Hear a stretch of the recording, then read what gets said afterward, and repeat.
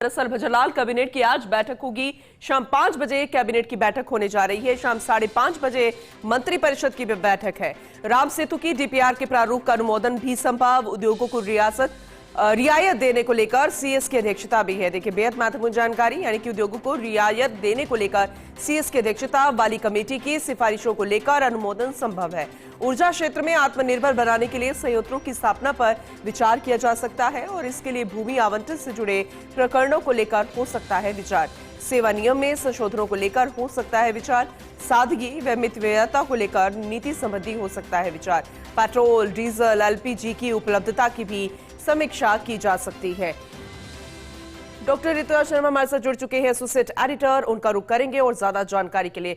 ऋतुराज जी, cabinet की बैठक, मंत्रिपरिषद की बैठक, बेहद महत्वपूर्ण बिंदु जिस पर चर्चा संभावित है, विचार किया जाएगा। आप जरा डिटेल में बताइएगा। देखिए, मोटे तौर पर यह माना जा रहा है कि कैबिनेट की बैठक में जो नीतिगत निर्णय हैं वही होंगे और जो सेवा नियम में संशोधन के मुद्दे हैं वो होंगे। साथ ही साथ जो करोड़ों के निवेश के प्रस्ताव हैं उसमें जो छूट लेकर जो अनुमोदन सीएस की कमेटी ने किया है उसका वहां पर अनुमोदन हो सकता है।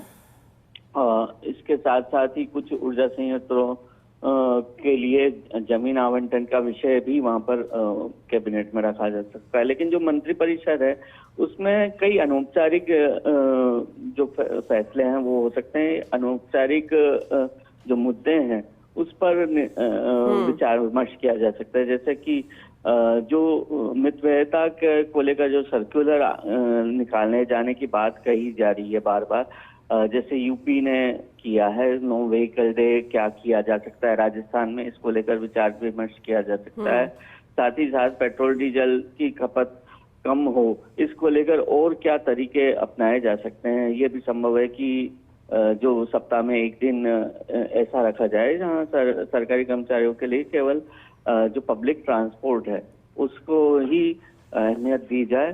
तो इन तमाम तरह के उपायों को लेकर यहाँ पर विचार हो सकता है। साथ ही साथ अनौपचारिक चर्चा में जो तबादलों पर प्रतिबंध हटने की बात बार बार कही जा रही है, बार बार चर्चाएं उभर रही हैं। हालांकि इस तरह का एआरडी की ओर से कोई प्रस्ताव नहीं है, ये बता देना चाहूंगा पूनम।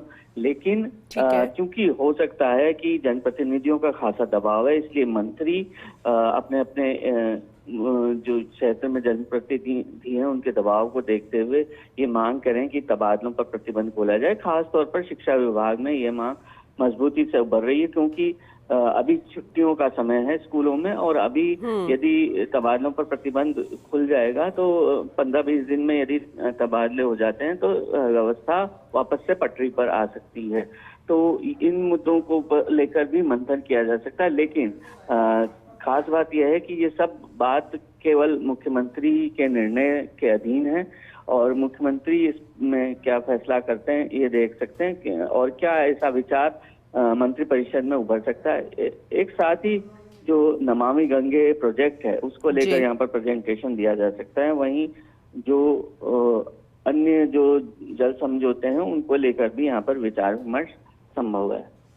चलिए ठीक है, अपडेट लेते रहेंगे आपसे आगे भी इस महत्वपूर्ण बैठक को लेकर 5 बजे जिसकी शुरुआत होगी। फिलहाल के लिए बहुत शुक्रिया विस्तृत रूप से इस जानकारी के लिए आपका।